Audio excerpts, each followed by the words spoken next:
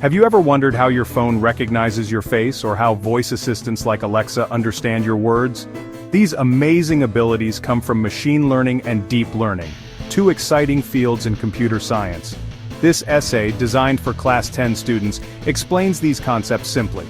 We'll explore the difference between machine learning and deep learning, the structure of a perceptron, the basic unit of a neural network, and multi-layer neural networks. We'll also cover why weights, biases, activation functions, and non-linearity are needed, and why specialized neural networks like CNNs, RNs, LSTMs, transformers, autoencoders, and GANs were developed. Let's dive in. To illustrate how machine learning compares to human learning, consider this table. Human learning learns from books and experience. Adjusts behavior from feedback. Machine learning learns from data and patterns. Adjusts model using algorithms. This table highlights how both humans and machines learn, but through different approaches. Machine learning is like teaching a computer to learn from experience, similar to how you learn by practicing or observing. Instead of programming exact rules, we provide lots of examples, data, and the computer finds patterns on its own. For example, to teach a computer to recognize cats, we show it thousands of pictures of cats and non-cats. Over time, it learns features like whiskers, pointy ears, or fur that define a cat. This process is called learning from data. Here's an analogy. Imagine teaching a friend to identify apples. You show them pictures of apples and say, "This is an apple." After many examples, they learn to spot apples by their shape, color, or size. Machine learning works similarly for computers. Machine learning includes various algorithms, each suited for specific tasks.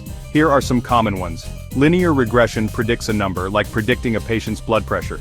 Logistic regression makes yes or no decisions, such as determining if a tumor is benign or cancerous.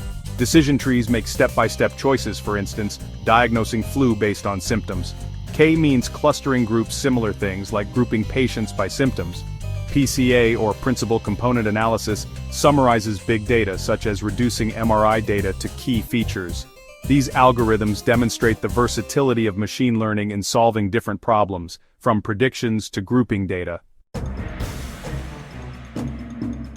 Deep learning is a specialized type of machine learning that uses neural networks inspired by the human brain. A neural network has many layers of interconnected neurons, or small processing units, that work together to solve complex problems. For example, deep learning can recognize faces in photos, understand spoken words, or translate languages. Think of a neural network as a team of detectives. Each detective, or neuron, examines a small piece of the puzzle, like an edge in a picture or a word in a sentence. They pass their findings to the next detective, who combines them to see a bigger picture. By the final layer, the network solves the mystery, like identifying a face or understanding a sentence. Deep learning is powerful, but requires large data sets and significant computing power compared to simpler machine learning methods. Alright, let's dive into the key differences between machine learning and deep learning. Machine learning is a broad field that includes many techniques. Some of these techniques, like decision trees or linear regression, don't use neural networks at all. They rely on simpler math and often need humans to select important features like whiskers for cats. On the other hand, deep learning uses deep neural networks with many layers. These networks automatically learn features from raw data, like spotting whiskers or eyes, without being told what to look for. It's quite fascinating how deep learning is actually a subset of machine learning. Now let's talk about the perceptron, which is the basic unit of a neural network. The perceptron is the simplest neural network unit, and it was invented by Frank Rosenblatt in 1957. It's kind of like a single thinking unit in a computer, inspired by a brain neuron. A perceptron takes inputs, processes them, and makes a simple yes or no decision, which we call binary classification. So, what makes up a perceptron? Well, it has four main parts. First, we have inputs, which are pieces of information like numbers or features. For example, deciding whether to take an umbrella might involve questions like, is it raining? Do you have an umbrella? Are you in a hurry? With answers being yes or no, represented by 1 or 0. Next, we have weights. Each input has a weight that shows its importance. For instance, rain might have a high weight of 0.8 because it's critical, while having an umbrella might have a medium weight of 0.5, and being in a hurry might have a low weight of 0.2. Then, there's the bias, which is a default setting that adds flexibility, allowing decisions even if inputs are weak. A positive bias might mean lean toward taking the umbrella. Lastly, there's the activation function, which decides the output.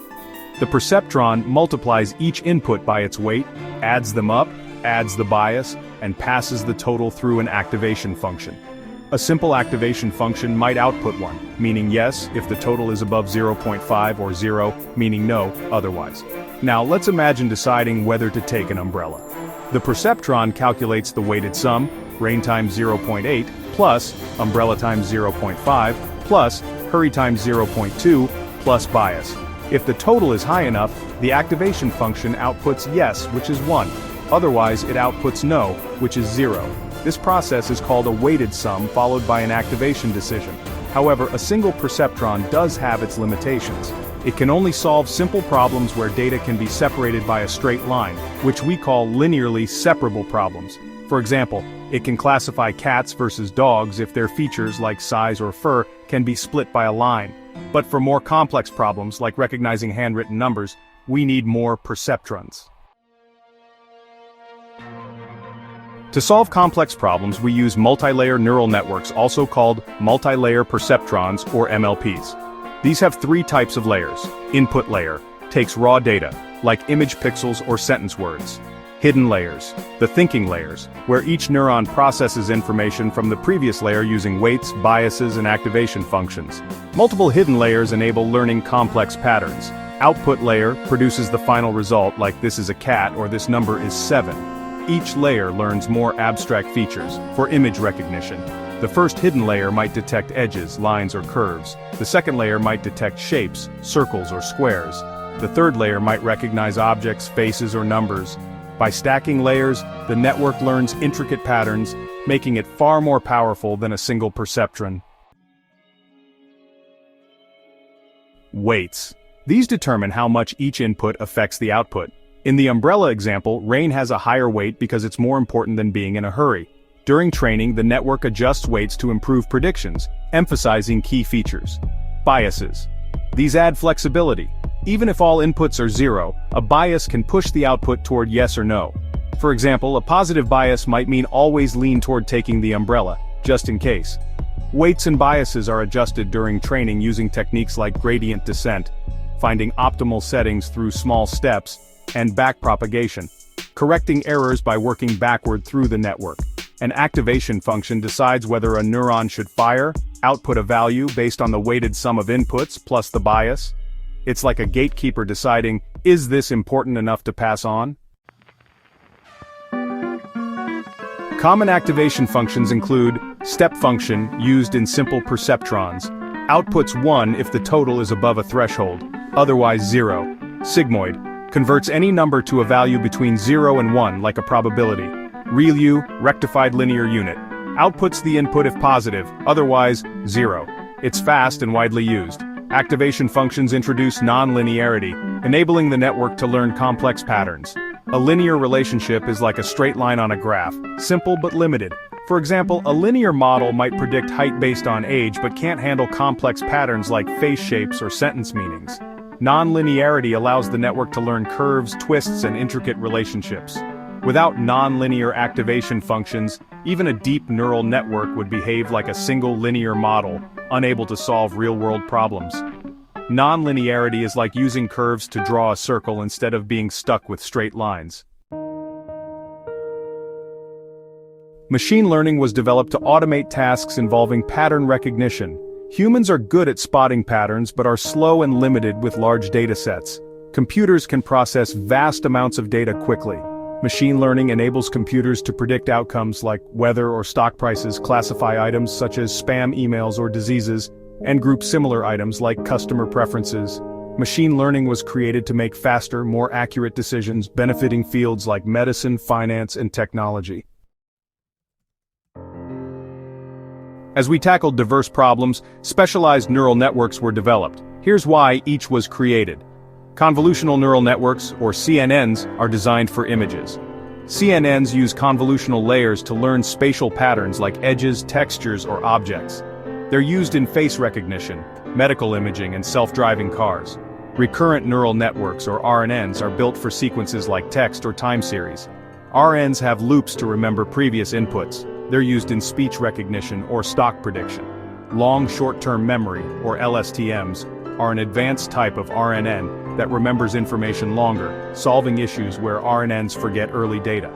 LSTMs excel in language translation or video analysis. Transformers were developed for efficient handling of long sequences. They use attention to focus on important data parts. Transformers power modern language models like ChatGPT. To understand transformers better, here are key terms. Token, a piece of text, like a word or part of a word. Embedding, turning text into numbers. Attention, looking at the most important parts. Head, one focused attention stream. Layer, a step in the thinking process. Parameters, the model's learned knowledge. Context. Length, how much information it can remember. When assessing language models, several factors determine their quality. Here are key metrics. Parameters, model size. Larger models can be more capable but slower. Training tokens, amount of data used for training. More data leads to better performance. Benchmarks like MMLU or MedQA, performance on tasks, shows real-world effectiveness. Context, length, maximum input size, affects processing of long texts. Speed, cost, efficiency, and resource usage. Critical for practical deployment. Machine learning and deep learning empower computers to learn from data and make smart decisions.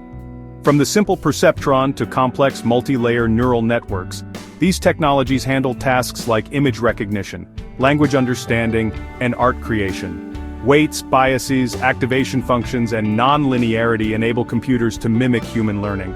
Specialized neural networks like CNNs, RNNs, LSTMs, transformers, autoencoders, and GANs solve unique problems, making AI a powerful tool in our world.